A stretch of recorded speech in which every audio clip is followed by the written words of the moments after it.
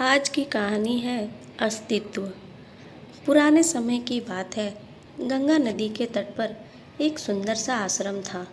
उस आश्रम में एक ज्ञानी सन्यासी रहते थे। एक बार गुरुजी नदी में नहा रहे थे। उन्होंने देखा कि एक बाज छोटी सी चूहिया को अपने पंजों में जकड़कर ले जा रहा था। अचानक वह चूहिया बाज के पंजों से गिरकर सीधे गुरु के हाथ में आ गिरी। गुरु ने देखा कि वह बाज अभी भी आसमान में इधर उधर उड़ रहा है, तो नहाने के बाद वे उस चूहिया को अपने साथ ले गए। रास्ते में उनके मन में एक विचार आया और उन्होंने उस चूहिया को अपनी शक्ति से एक छोटी लड़की बना दिया और अपने आश्रम में ले गए। जब गुरुजी घर पहुँचे तो उन्होंने अपनी पत्नी से कहा, हमारी कोई संतान नहीं है, तो इस कन्या को भगवान की कृपा और आशीर्वाद समझकर हमें स्वीकार कर लेना चाहिए। गुरुदेव की पत्नी बहुत ही खुश हुई और उसने खुशी खुशी उस छोटी सी बच्ची को स्वीकार कर लिया। गुरु के आश्रम में लड़की बड़ी होती गई और गुरु की देखरेख में काफ़ी शिक्षित भी हो गई। गुरु और उसकी पत्नी को अपनी बच्ची पर गर्व था, लेकिन अब समय आ गया था जब गुरु की पत्नी ने गुरु से लड़की के विवाह के विषय में बात की। पत्नी ने कहा, हमारी बेटी काफ़ी गुणी और विशेष है, हमें उसके लिए विशेष पति ढूंढना चाहिए। इसी बीच उनकी बेटी ने भी कहा कि मैं अगर किसी से शादी करूंगी तो वो दुनिया का सबसे शक्तिशाली व्यक्ति होना चाहिए। बेटी की इस बात से गुरु भी सहमत हुए और अपनी बेटी के वर ढूंढने निकल पड़े। उन्होंने सोचा कि इस संसार में सूर्य से शक्तिशाली भला कौन हो सकता है। अगले दिन सुबह गुरु ने सूर्य से कहा, कृपा करके मेरी बेटी से विवाह कर लीजिए। तो सूर्य देव ने जवाब दिया, मैं तो विवाह के लिए तैयार हूँ, पर अपने बेटी से पूछ कर देखें।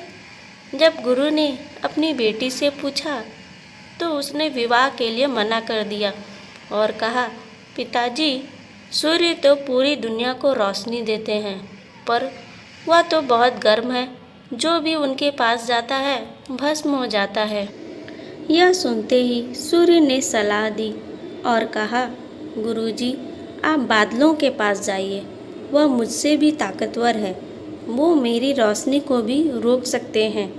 यह सुनने के बाद गुरु ने बादलों को बुलाया और कहा, बादलों के राजा, मेरी पुत्री को अपनी पत्नी के रूप में स्वीकार करें। बादलों के राजा ने जवाब दिया, मैं तो तैयार हूँ, परंतु अपनी पुत्री से पूछ ले।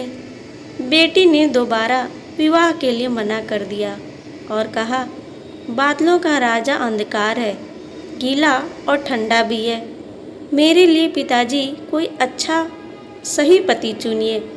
गुरुजी सोच में पड़ गए कि उनकी बेटी के लिए सही वर कौन होगा।